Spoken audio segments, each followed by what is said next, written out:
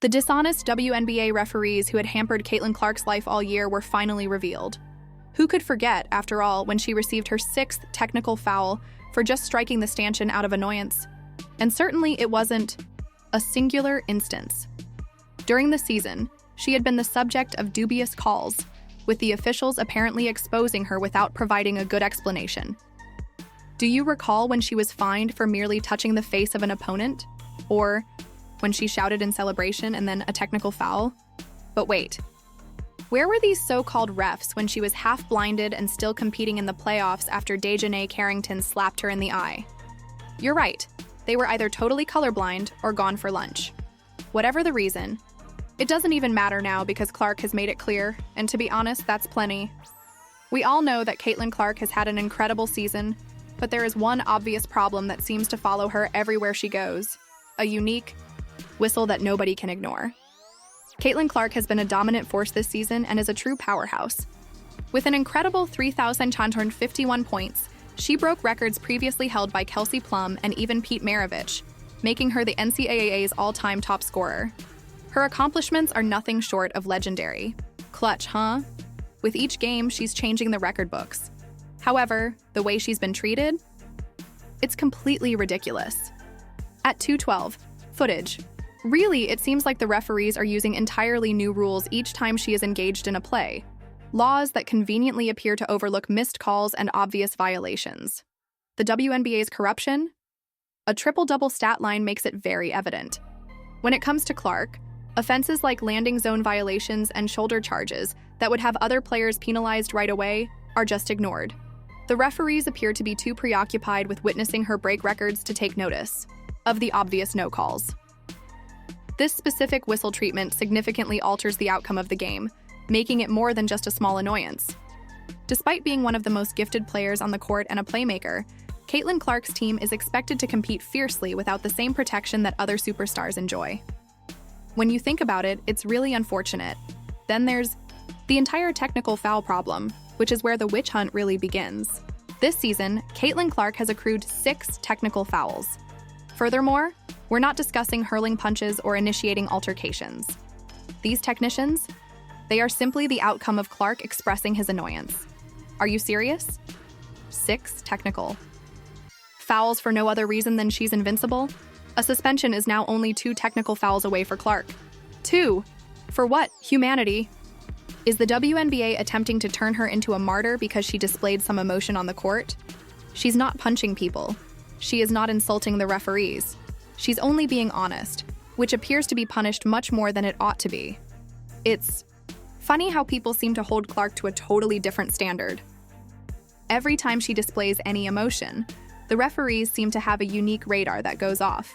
The key question, though, is how Clark's reputation as an emotional player is beginning to change as a result of these technical fouls. We all understand that she is simply determined and enthusiastic, but this type of categorization might have long-term consequences. However, the fact that this whole affair is revealing the true nature of these prejudiced referees makes it pure gold. By bringing attention to the corruption that WNBA referees participate in behind closed doors, Caitlin Clark has completely reversed the trend.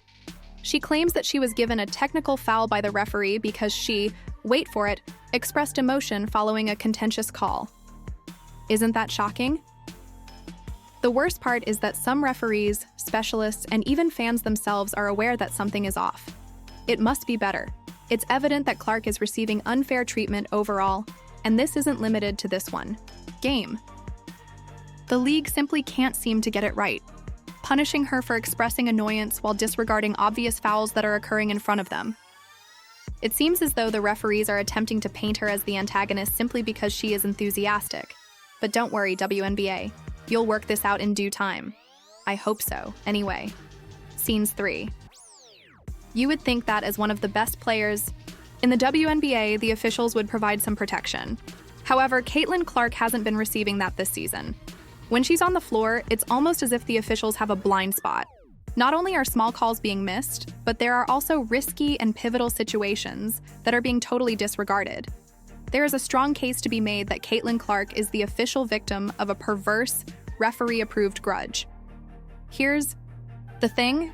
Games against the Chicago Sky have accounted for 80% of Clark's egregious fouls this season. Yes, you heard correctly. Just one team. How can one club possibly have more egregious fouls against one player than the majority of the league combined? However, it's definitely not biased, isn't it? In terms of statistics, that is a clear warning sign. Furthermore, it doesn't end there.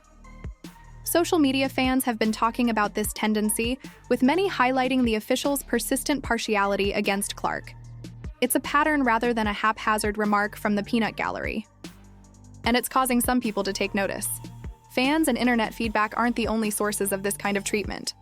During broadcasts, some of the most reputable WNBA experts and pundits have begun to bring it up. They aren't scared to call out referee bias on live and are openly asking if it exists against Clark. This is where things become even more worrisome. The integrity of the game is being closely examined as the WNBA fights for greater recognition, more fans, and more respect. In recent years, the WNBA has made progress, yet, indeed, the league has been expanding, becoming more well-known, and attracting more spectators. But this whole problem with the officiating? It's a significant step back. Casual watchers or new fans who believe the game is rigged or who witness their favorite players being treated unfairly on a regular basis may leave. The WNBA will eventually suffer if officials continue to act in such a biased and inconsistent manner. Therefore, I would advise the WNBA to act and spend money on improving the referees' training. The WNBA could definitely learn a few things from the NBA's decades of perfecting their officiating system, even though they are trained in the sense that they know what a basketball looks like. At least the NBA has established some sort of benchmark, right? So why not take a cue from the WNBA and teach their referees to manage a bit more pressure, repeatedly? Speaking of star protection, are you aware of how the NBA makes a special effort to ensure that its best players have a little additional leeway? The referees will most likely call a foul, even if it's a minor one, if LeBron James is touched in the paint. However, that's because they saw him as the league's lifeblood. He attracts sponsors, viewers, and admirers. Here's an idea, though. Wouldn't the WNBA be able to take a risk and demonstrate to the world that they are prepared to make the system better? Accept responsibility, give the athletes first priority, and then give their fans top priority. Can we go past the same old issues and consider whether it's time to make changes to the way the league sets itself up for the future? How games are officiated, and how players are treated? Because it may be more than just the referees who require retraining if they do not take action right away. It might be time for a major wake-up call for the entire league. So, WNBA, what will it be? Continue to ignore the problems at hand or take initiative and clean up the mess?